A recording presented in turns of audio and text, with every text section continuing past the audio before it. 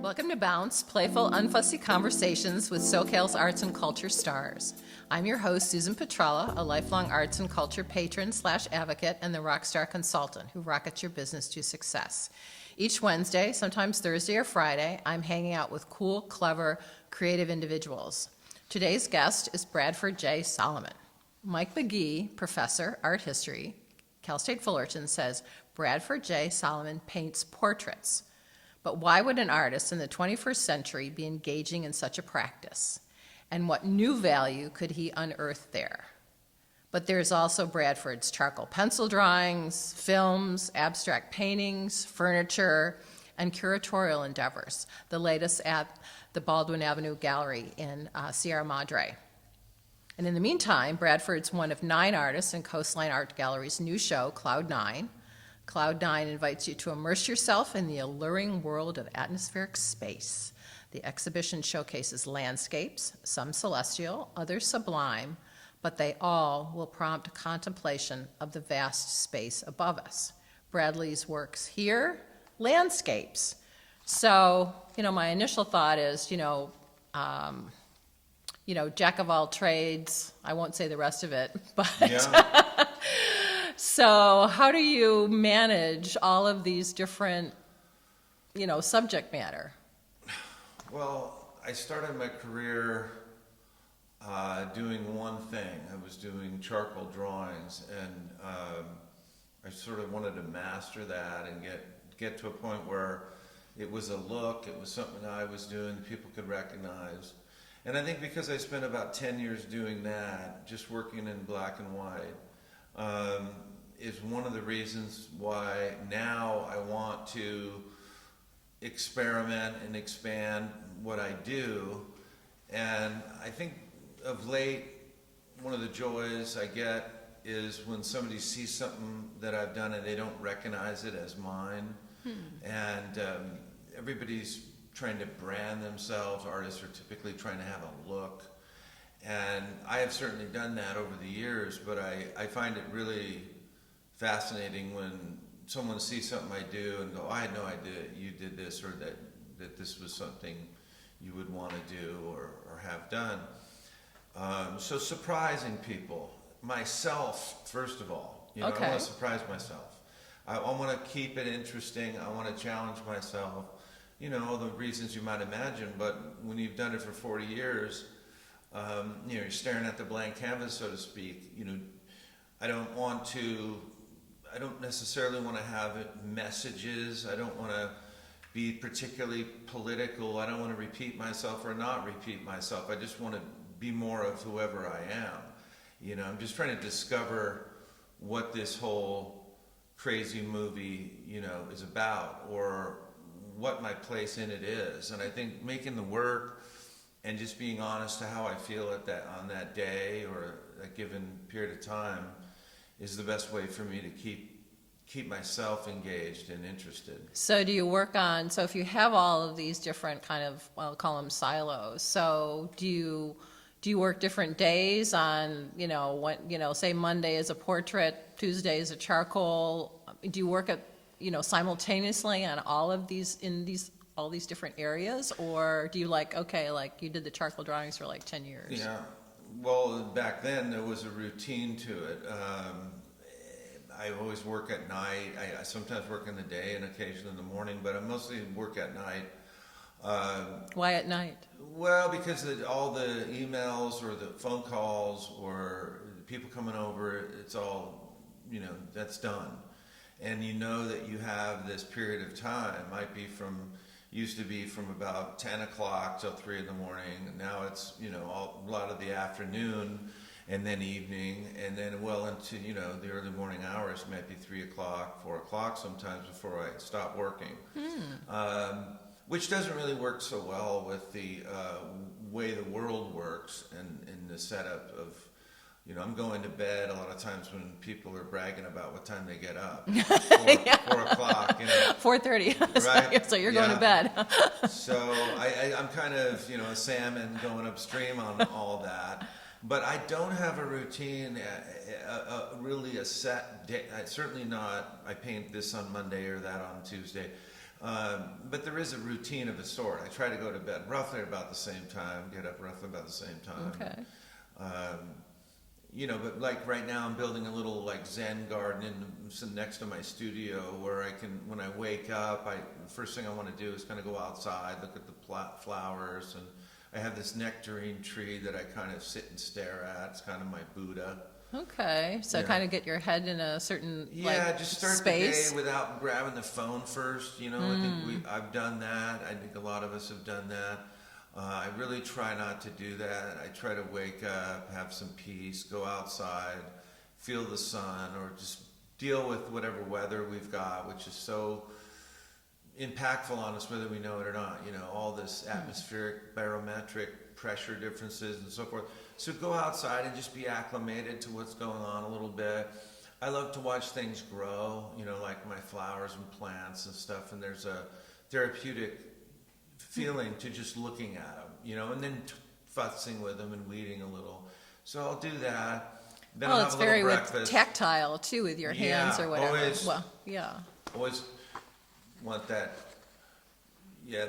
connection with something, whether it's visually, touching, and hearing. I play a little music, and I've been practicing my bass and the big. Because you were in you were in bands at one time. A lot of bands, 15 bands, and played a lot of shows. I was mostly a drummer, but I also was in 2 bands where I was singer and guitarist, and we played, back parties and dive bars, and it was just for fun. Mm-hmm. By then, my ideas of being a professional musician had vanished, and I was glad for it in a way because I knew I wanted to do art. I learned that when I was in my early 20s. So music since then has always just been for fun. Well, that's amazing, sustaining our career for like 40 years or so.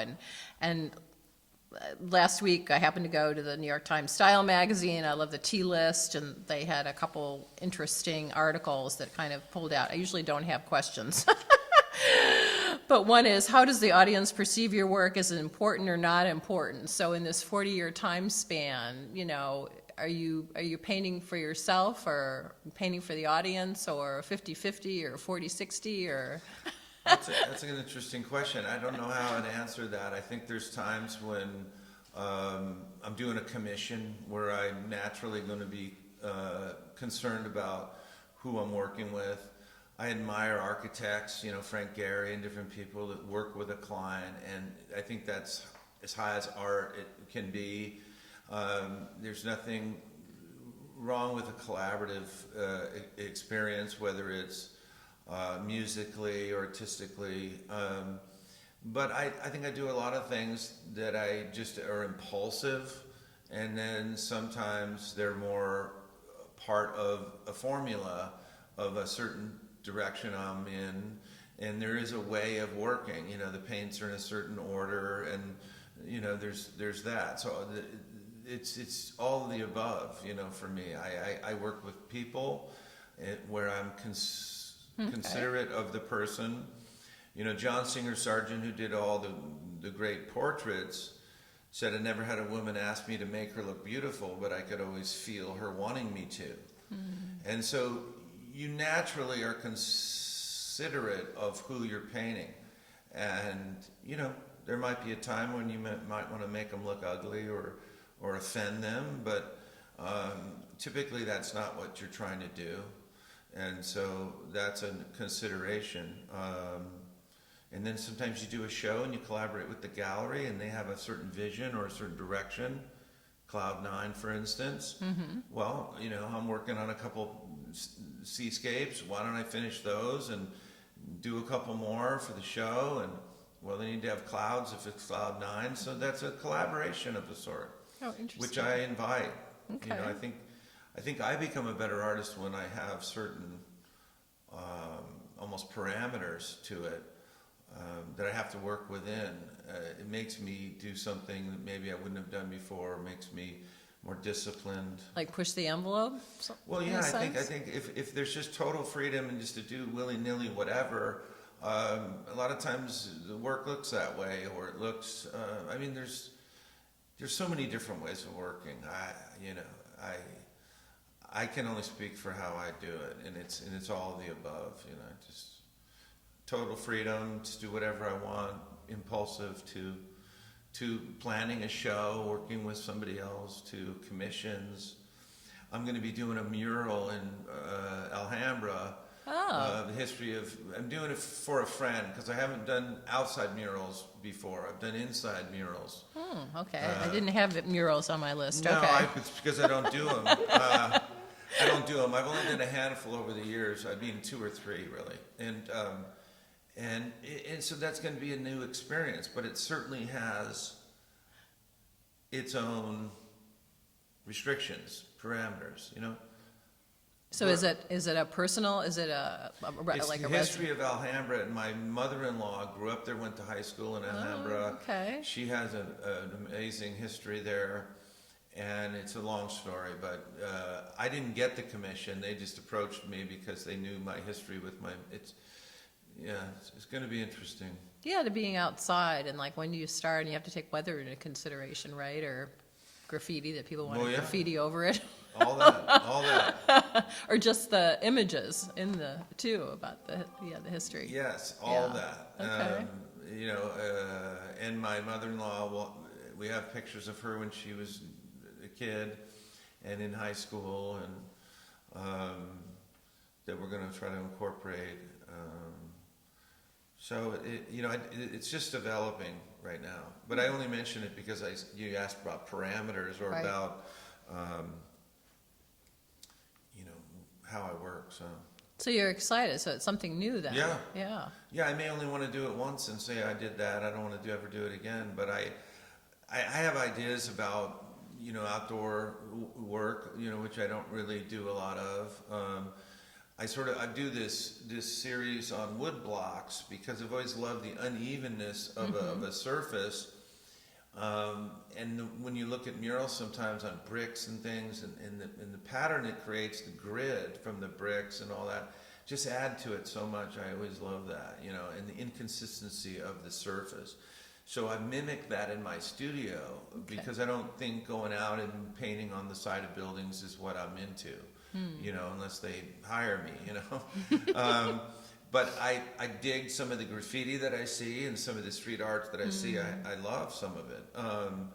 But I mimic that in my studio with these wood blocks, and I get a somewhat inconsistent surface with that grid pattern. And so something I like to do. So what about the paintings in Cloud 9? Tell us about those. Yeah, so when I was 2, the first place my parents went to when they moved here to Newport was to Blackie's Beach in Newport Beach, right here down the street. And so, I was told later that that was the first beach I saw, and I ended up surfing Blackie's Beach a lot. I grew up in Huntington Beach, surfing Brookhurst and the pier, and Newland. Went to Edison High School just up the street from Magnolia, so after school we'd ride our bikes to surfing. And so the beach has been a real connection. My mom loved the beach, took us to the beach all the time. And then I moved to the Pasadena area. I know, no beaches in Pasadena. No beaches in Pasadena. I can get to Seal Beach in about 35 minutes. Really? 40 minutes. Oh my God, are you like doing 80 miles an hour? You're one of those 80 mile an hour along the freeway. I can. Well, yeah, 80, that's just average. Oh, nice. Okay. But no, I miss the beach though. I miss it, and yet I love where I am. And so it's a wonderful feeling to sort of feel like I want to paint in a way where I feel like I'm there. And I can look at it and just have the feeling like I'm there, or my memory of being there too. And all the times with my, friends surfing and stuff, mostly we surf the jetties going down 54th Street, 36th Street. So not so much Blackie's, but we also surf Blackie's. But it's just a great hasn't changed that much really. Oh, you don't think so? No? I don't think so, no. It hasn't changed that much. It's more crowded. And there's a little more commercialization to it, but I think mostly it's got the same feel. Yeah. Oh wow, Yes. they're really lovely. I mean, just almost like of more innocent time? Yeah, right. Yeah, I mean, sometimes, we're all trying to be so, I guess artists are a lot of times trying to be so original, or trying to, break molds, or originality is such a super big thing. But I try not to worry about that. I just want to paint what I want to paint. And if it feels like it was done 100 years ago, that's great. I don't mind that at all. It's just being true to myself and what I want to do. And I think sometimes it looks like something was done a long time ago, and maybe other times not so much. But I think these do have sort of I love Bowden, and I love, of course, that was kind of his hero of Monet's. I love the Barbizon guys, Caro, Millet, and, is influenced by pre-Impressionists, and Impressionists. I love a lot of those guys. Okay. Just they're all great. So, Mike said about the portraits, so maybe that's not what you want to be, so you're not all portraits. No, I'm not all portraits, but I think portraits have been the most consistent throughout, because I was doing that when I was a young kid, and my dad was, painting us when we were kids. You mentioned that. Yeah, and then he had slides of Titian and Rubens, and we grew up looking at this stuff. He was a big art fan. He was an amateur, couldn't really get to where he wanted with his work, but so they're all influential. But the portraits is a way to document my life. It's a journal of a sort. Mm-hmm. So somebody comes into my life, a lot of times I'll paint them, but I can't get to everybody I'd like to paint. There's a lot of people that I want to paint. The list is always getting longer, not shorter. And it's like, they take a long time, and they're very difficult. It can be really, really stressful trying to paint a likeness, and also, do it in a way that you want to do it. The portraits are very difficult. Interesting. Well, that's another question, is like, how do you know when your work is done, or what you've painted is done? I had another artist, I think I mentioned before, that his studio landlord came in and puts like Post-it notes on it and say it's done, and he's like, oh my God, no. That works. How do you know it's done? Well, the most common answer, or the most frequently, it's just I don't know what else I can do to it. That's the most common thing. But I know I was painting a portrait of a friend of mine, Gordon McClellan, and I knocked over a coffee cup, and I looked down, and I had to clean the mess up. Then I looked at the painting, which I was going to do a lot more too. Oh. And because I was totally reset by having to clean the coffee, I looked at it and went, I shouldn't touch this. And it's a portrait I really like, a little sketch I did from live. And so I think serendipitous, things happen, and then you go in your studio expecting to do more, and you go, no, I don't want to touch it. And then sometimes I'm never happy. There's a lot of things that I look at and I think, gee, I wish I had more time on this, or it's still not right. Yet maybe there's a show, and you're conflicted. I don't know what to do with it to make it better, but I don't quite like it. So sometimes they're just in limbo forever. I mean, Diebenkorn had the great line, I never finish anything, they just take them from me. Okay. So, I think there's something to that, but sometimes I feel really sure that it's done. I love it.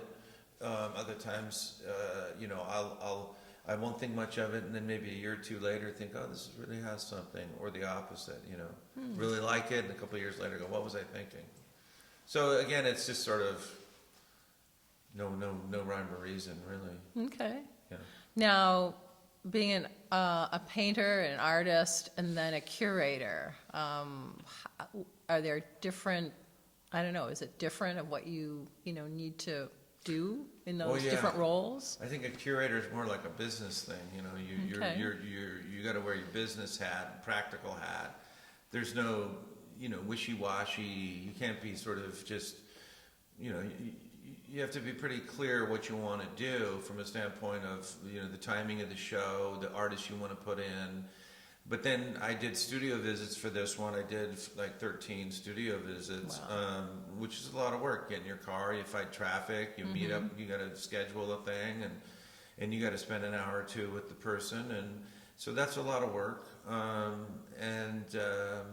you given a blank slate in the sense In of this- what yeah. what the theme or whatever the title could be, or? Well, I went over it with the gallery, and they liked the idea. But yeah, in this case, it was a blank canvas.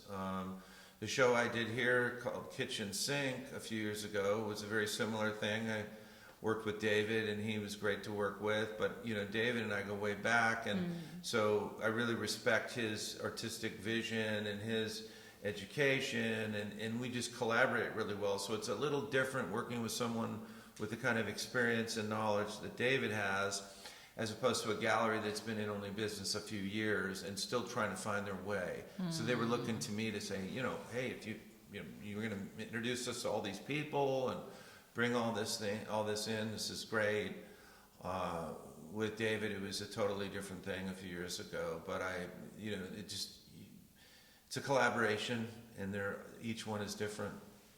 And you do have like 6 galleries that showcase your work. Yeah. So do they all have, different, I don't know, what do you want to say it, visions as to, so the work that you show in one is not necessarily the work you show in another, and it's a different clientele, or? It's a little of all again, it's another all of the above answer. I mean, there's some galleries, like the one in Santa Fe, they kind of focus on my object paintings, but now they're starting to show some portraits.